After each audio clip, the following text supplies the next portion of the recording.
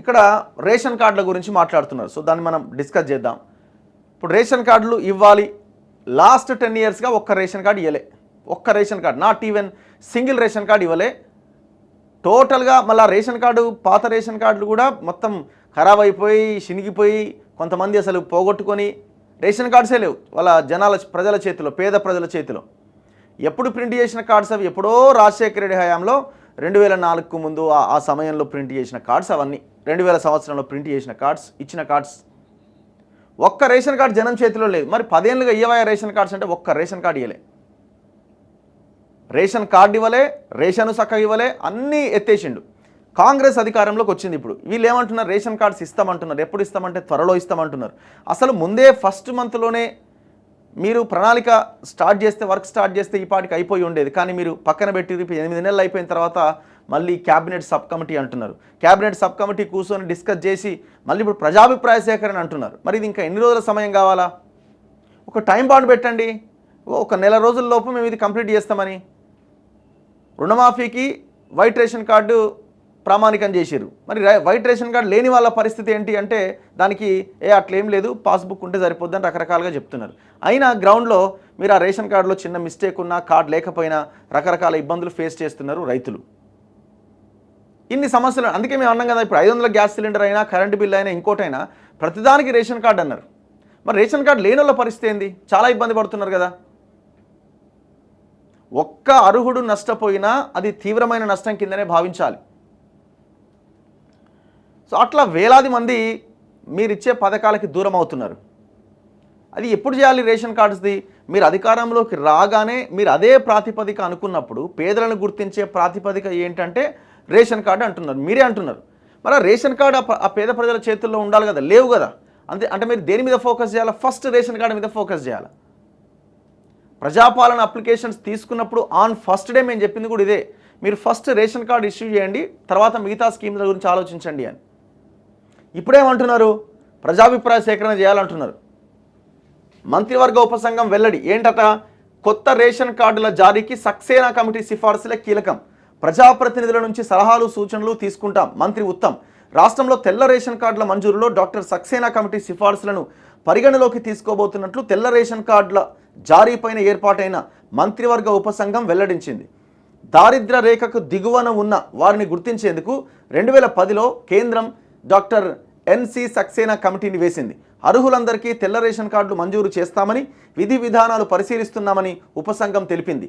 తెల్ల కార్డు జారీకి గ్రామీణ ప్రాంతాల్లో 1,50,000 లోపు వార్షిక ఆదాయం, మాగాని 3.5 ఎకరాలు, చెలక 7.5 ఎకరాలు, పట్టణ ప్రాంతాల్లో అయితే వార్షిక ఆదాయం 2 లక్షల లోపు ఉండాలనే ప్రతిపాదనలు వచ్చాయి.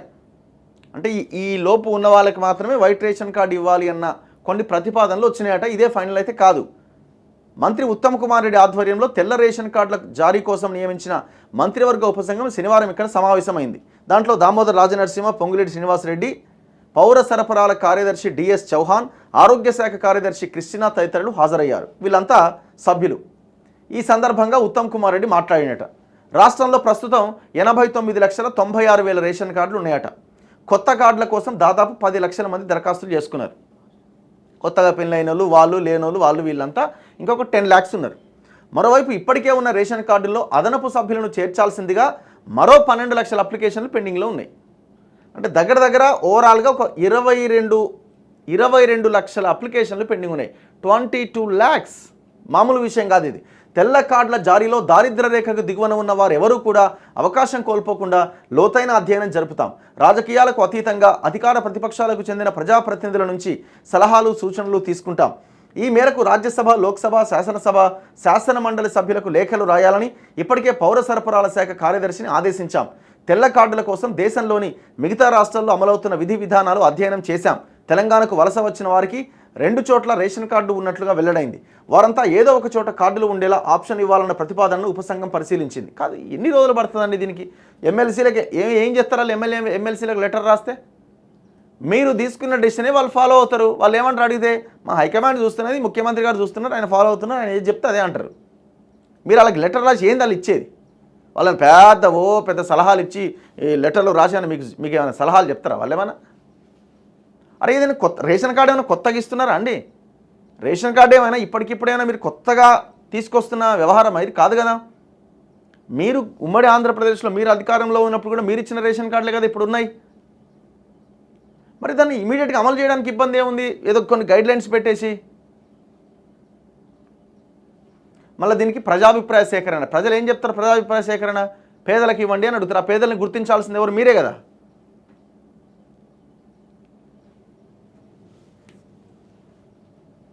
అరే ఇది తక్షణం అయిపోవాలా? అన్నింటికీ మీరు అదే ప్రాతిపదిక పెట్టినప్పుడు ఇచ్చేయాలి కదా వెంటనే. ఇది కాలయాపన కాకపోతే ఏముంది?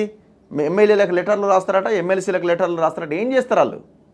దేనికి ఇదంతా? ఇప్పటికే 8 నెలల సమయం అయిపోయింది. రేషన్ కార్డుల కోసం 10 ఏళ్ళ నుంచి వెయిట్ చేస్తున్నారు. 10 ఇయర్స్ నుంచి వెయిట్ చేస్తున్నారు.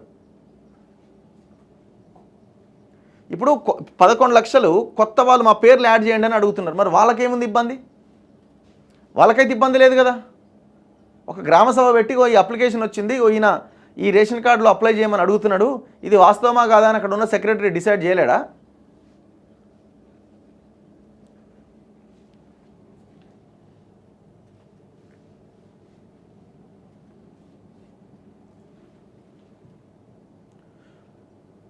అంటే ఇప్పుడు ఏం చేస్తారంటే నెమ్మదిగా ఈ లోకల్ బాడీ ఎలక్షన్స్ వస్తాయి కదా, ఇక అప్పటి నుంచి స్టార్ట్ చేస్తారు ఇక నెమ్మదిగా. అప్పుడు ఒక 4-5 ఇచ్చి ఇక ఇస్తున్నాం కదా, ఇక స్టార్ట్ చేయరు, మా కోట్లు వేయరు అని అడుగుతారు.